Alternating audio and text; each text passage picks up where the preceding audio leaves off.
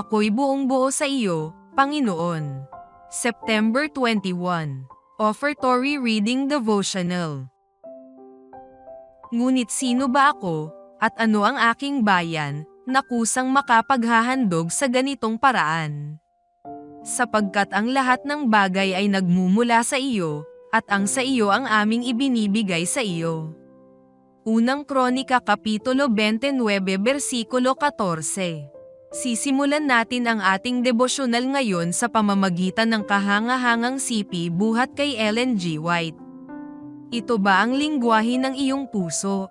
Ako'y iyong iyo, aking tagapagligtas, binayaran mo ang pangtubos sa aking kaluluwa, at ang lahat sa akin, o lahat ng inaasam-asam ko ay sa iyo. Tulungan mo akong makamit ang mga kinakailangang yamang panustos, hindi para gamitin ng may kamangmangan, hindi para sa kapalaluan, kundi upang gamitin para sa kaluwalhatian ng iyong pangalan.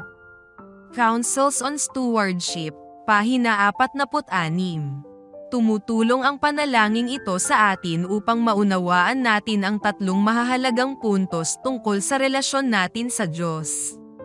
Una, ako'y sa iyo at hindi sa akin. Nabibilang ako sa iyo at hindi sa akin. Anuman ako ngayon at magiging ako ay sa iyo. Ito ang kailangang pangunahing tono ng ating katapatan. Ito ang pagkaunawa na ang lahat na mayroon tayo ay pag-aari ng Diyos na maghahatid sa atin sa lubusang pagpapasakop.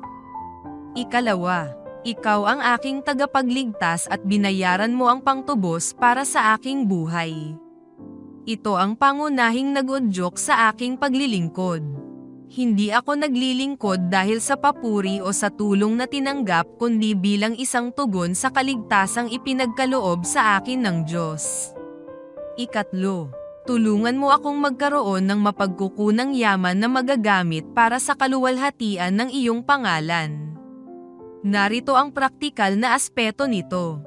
Maaaring habang buhay tayong mag-iisip-isip sa kahulugan ng una at ikalawang punto, subalit ang ikatlong aspeto ay tungkol sa pagkilos at ito ay bunga ng tunay na pagkaunawa, na ang lahat ng mga bagay-bagay ay pag-aari ng Diyos at binili tayo sa malaking halaga. Kapag ginamit natin ng walang ingat ang inilagay ng Diyos sa ating mga kamay, o upang bigyan lang ng kasiyahan ang ating kapalaluan, tunay na kumikilos tayo na bilang may-ari ng lahat ng bagay na mayroon tayo, bagamat mga katiwala lang tayo. Nabubuhay tayo sa isang lipunang konsumerista na tinutumbasan ang personal na kaligayahan sa pagkuha ng mga materyal na mga bagay. Marami sa atin ang namumuhay ngayon sa ganitong kaisipan.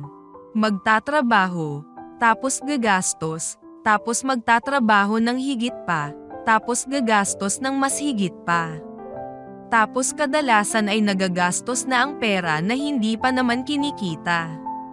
Tapos ay akala natin ay masaya na tayo dahil nakuha na natin ang gusto natin at nabili na natin ang pinapangarap nating bilhin.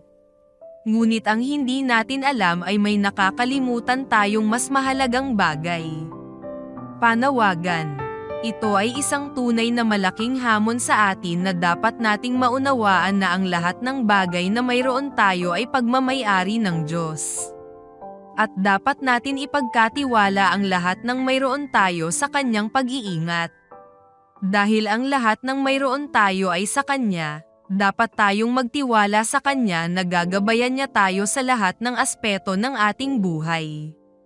Kung magtatapat tayo sa Diyos ay dapat simulan na natin ngayon. Panginoon, nais ko po na ako at ang lahat ng mayroon ako ay magamit para sa kaluwalhatian ng iyong pangalan.